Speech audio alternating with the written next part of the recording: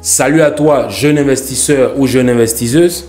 Toi qui désires investir de l'argent dans des événements à haut risque pour bien sûr te faire de l'argent en ces moments vraiment difficiles dans le monde où tout ne va pas, où économiquement, financièrement, tout ne va pas comme il le faut. Moi, j'ai une opportunité pour toi.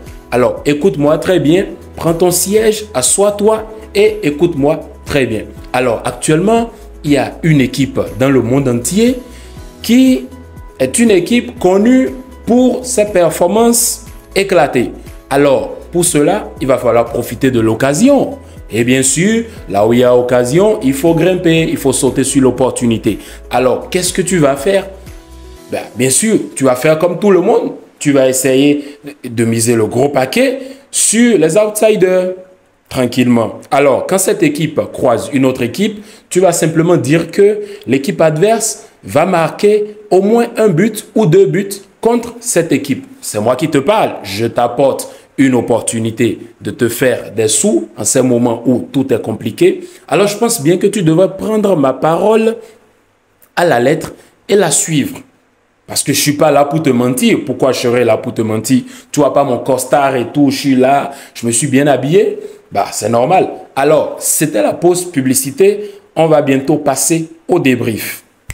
Bon, alors les amis, pour ce débrief, je me suis mis en costard. Ah oui, en costard parce que il y a quelqu'un qui s'en va. Ça au moins, nous sommes contents pour ça. D'abord, on va commencer par le match.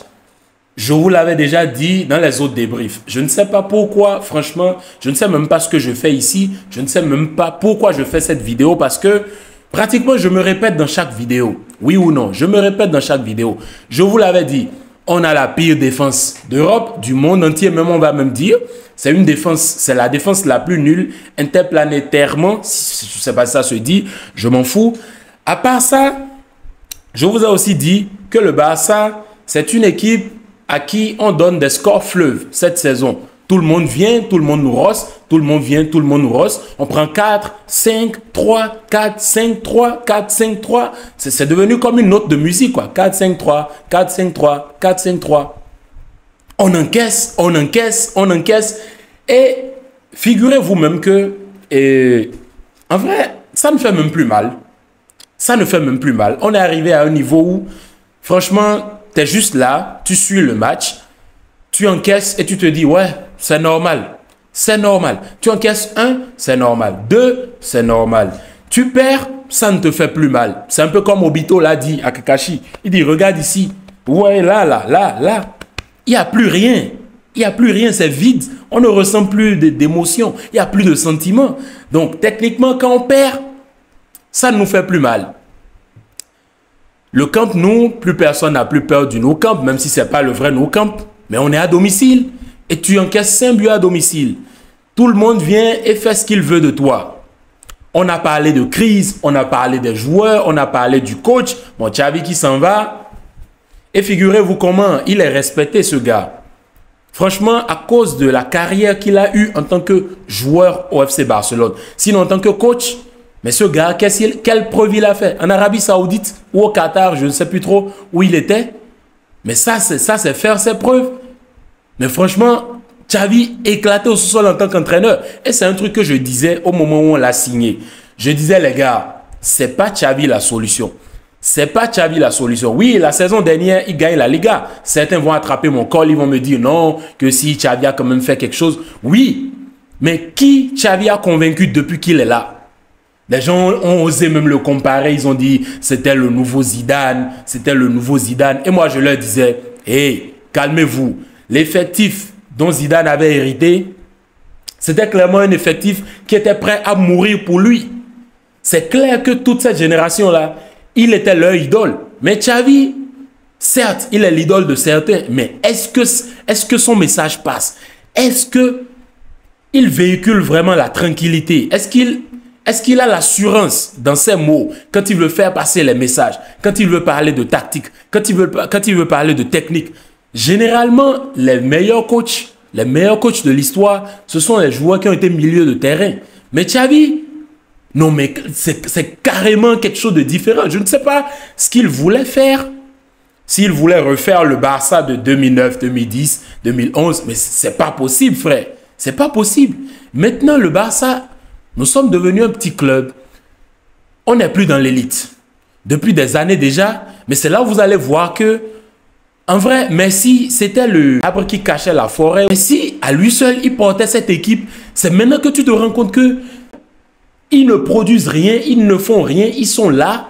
Mais vous vous rendez compte du boulot que Messi faisait dans cette équipe? Non, mais si Messi c'était le niveau God, mais les autres, ils étaient carrément au sous-sol ou en dessous-mer, on va dire. Et voilà. Cette année, tout le monde, le Barça vient, tout le monde fait ce qu'il veut. Vous voulez que je dise quoi dans ce débrief? Je me répète à chaque fois. Je me répète à chaque fois.